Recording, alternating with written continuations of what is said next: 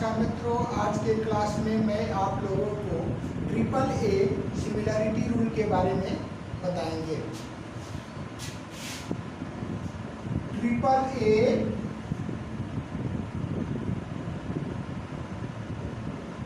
Similarity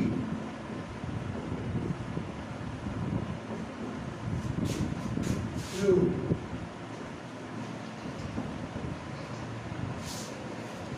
If in two triangles,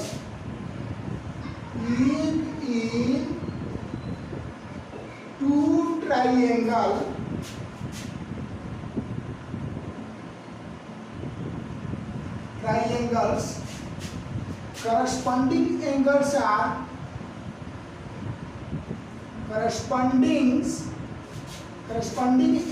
are equal,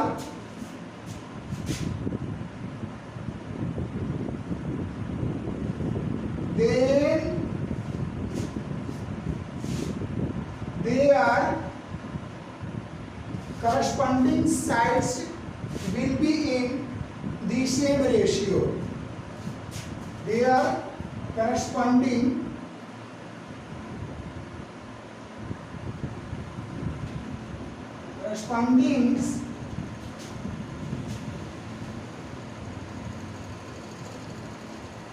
sides are in the same ratio, and hence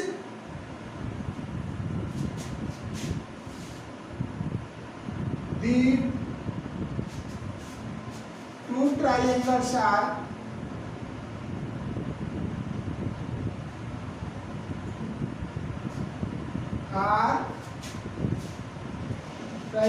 similar।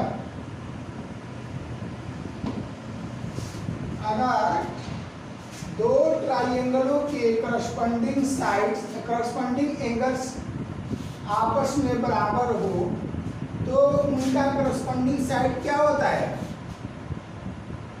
Same ratio में होता है। अगर इस प्रकार अगर करस्पॉन्डिंग साइड का रेशियो सेम हो गया तो क्या हो जाता है?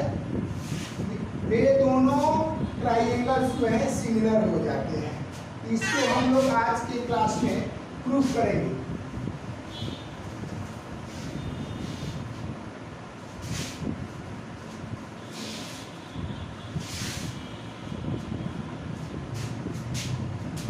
आपको क्या दिया हुआ है, पहले गिवन डाटा को लिख लिया जाए।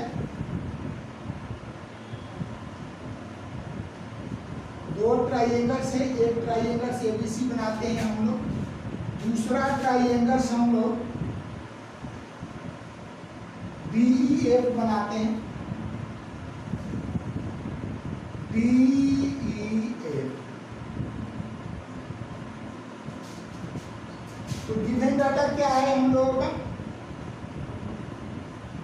गिवन डाटा है आपका in triangle ABC and triangle DEF में करस्पॉन्डिंग एंगल क्या है? बराबर है एंगल A बराबर एंगल B, कामा एंगल B बराबर angle E and angle C बराबर एंगल F। यही आपका दिया हुआ है। एंगल A जो है B के बराबर है, एंगल B जो है E के बराबर है और एंगल C जो है F के बराबर है। तो हम लोगों को सिद्ध करना है कि ये दोनों ट्राइंगल जो है टू प्रूव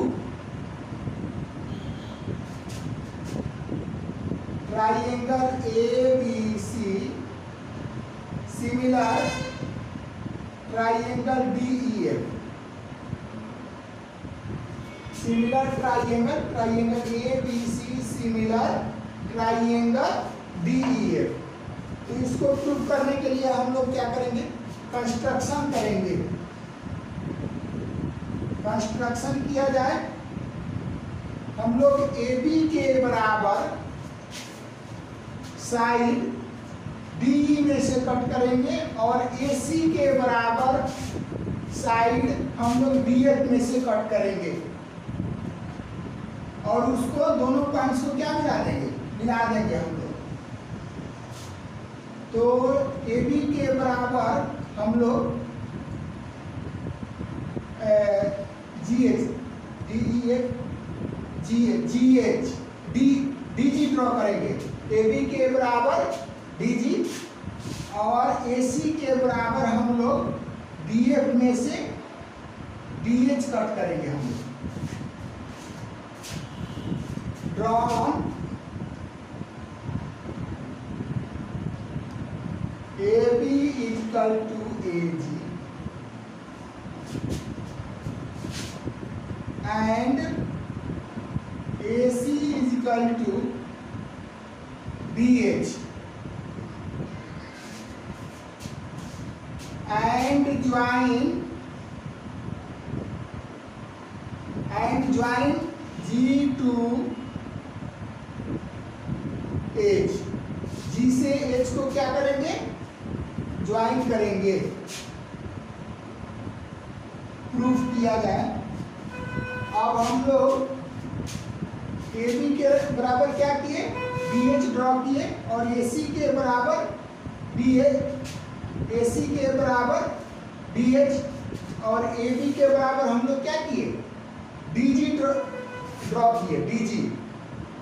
और इसमें दोनों ट्राइंगल पर विचार करेंगे अगर हम लोग तो क्या मिलेगा, एंगल ए बराबर एंगल डी है और ए बी बराबर क्या है, डी जी और ए सी बराबर डी एच। तो ये दोनों ट्राइंगल क्या हो जाएगा, ये दोनों triangle S A S congruency rule के द्वारा दोनों ये ट्राइंगल जो है आपस में क्या हो जाएंगे, कॉन्ग्रुएंट हो जाएंगे। तो इन triangle A B C and triangle D G H पर में क्या क्या मिल गया हम लोगों को, ए बी बराबर डी जी बाई कंस्ट्रक्शन मिल गया, बाई कंस्ट्रक्शन। और आपको एंगल ए बराबर एंगल ए बराबर एंगल डी, ये तो आपका दिया हुआ है, गिवन है। और ए सी बराबर आपको डी एच, ये भी कंस्ट्रक्शन से प्राप्त हुआ, हमें बाई कंस्ट्रक्शन प्राप्त हुआ, बाई कंस्ट्रक्शन प्राप्त हुआ। इस प्रकार से ये दोनों ट्राइंगल क्या हो गए, कॉन्ग्रुएंट हो गए ना। ये दोनों ट्राइंगल क्या हो गए, आपस में कॉन्ग्रुएंट हो गए। S A S congruency rule क्या है ना, triangle A B C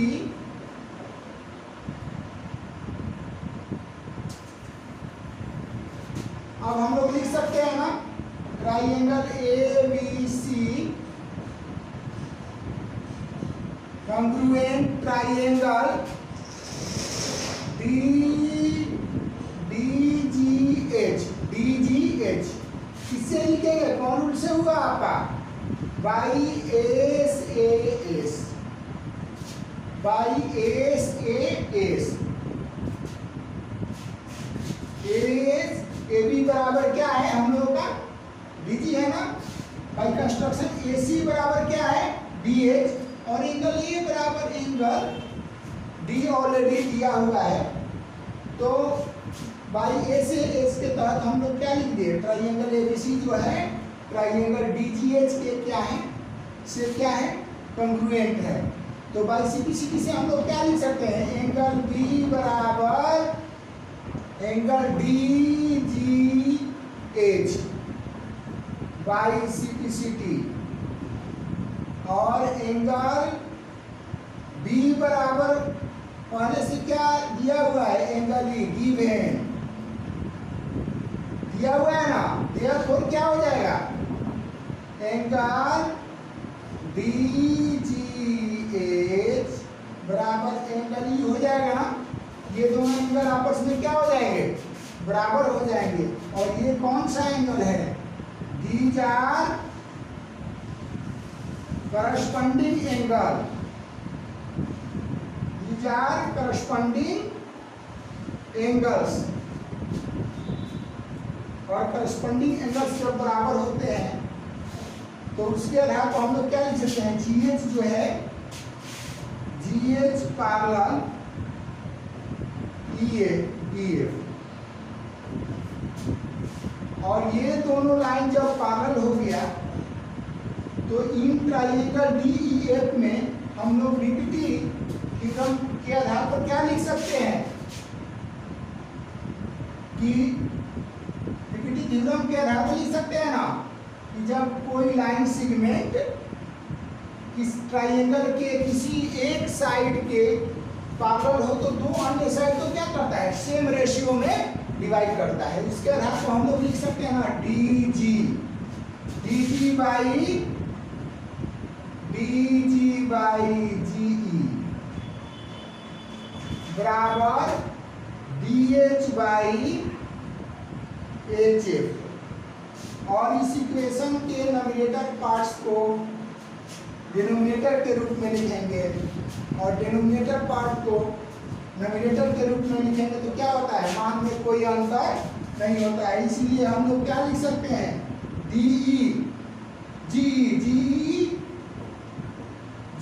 by DG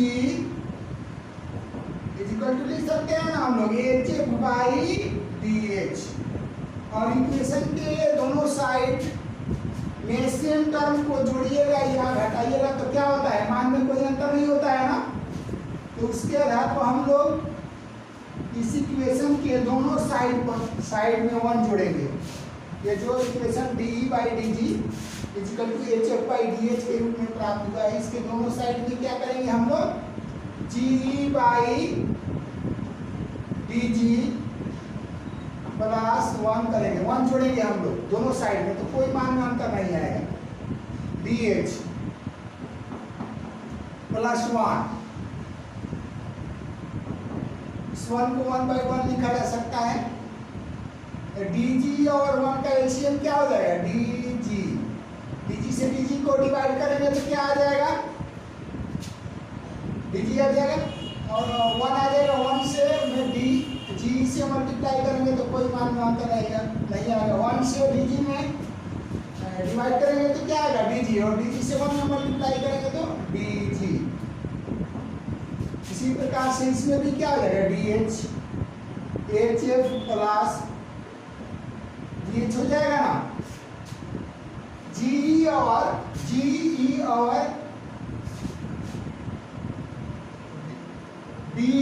DG को जोड़ेंगे तो क्या मिल जाएगा हमें, प्राप्त हो जाएगा ना, हमें प्राप्त हो जाएगा DE बाई DG बराबर DE बाई DG बराबर, इसको जोड़ेंगे हम लोग तो क्या मिल जाएगा, HF और DH को जोड़िएगा तो DF मिल जाएगा, DF बाई DH।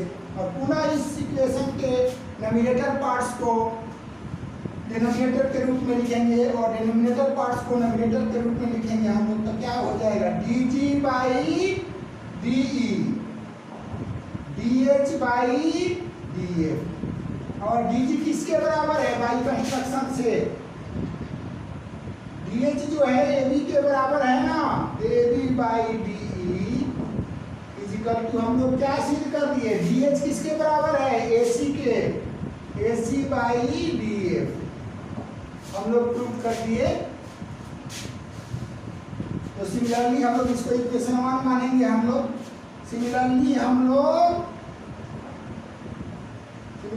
लोग ये भी प्रूव कर सकते हैं कि AB बाई D बराबर BC बाई